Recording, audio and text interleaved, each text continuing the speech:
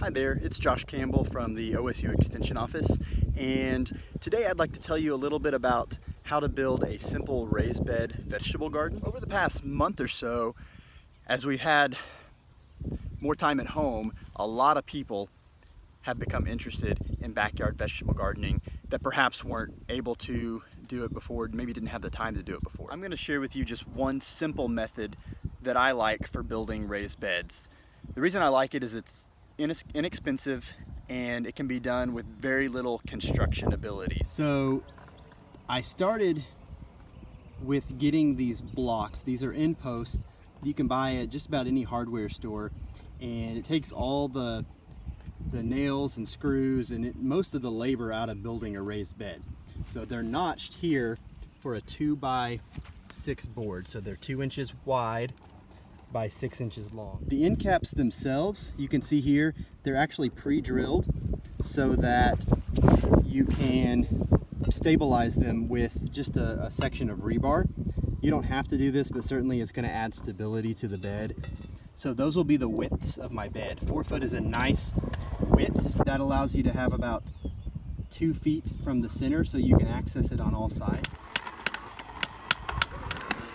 After getting the wood cut to the sizes that I needed, so I've got 4 foot sections here, and then I've got 8 foot sections here.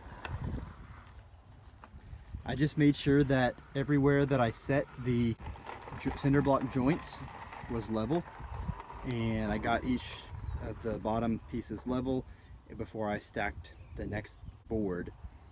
And so you can see here I went 3 high on this corner piece, and then the one below, rather than using 2x6s and going 3 high, I just went 2 high using 2x12s.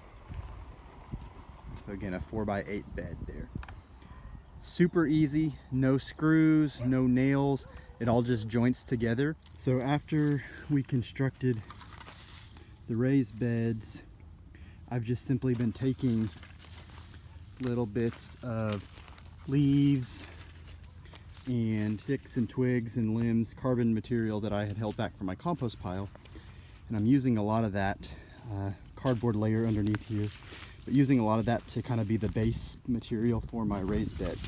The reason I'm doing that is buying soil in bulk or in bag can be pretty expensive, and you think about the cost that would be associated with filling these pretty large raised bed areas. It could get expensive pretty quickly. It's definitely not necessary to do this step. You could just go ahead and fill them completely with soil, but doing this will save you some money. After filling my beds, I came in and added about 8 or 10 bags of bagged soil to each of the raised bed vegetable gardens areas to finish out the soil that I needed for the beds. It's really that simple. Now these beds are ready for planting vegetables. Hope you found this video to be helpful, but remember, this is just one of the many ways that you can vegetable garden at home.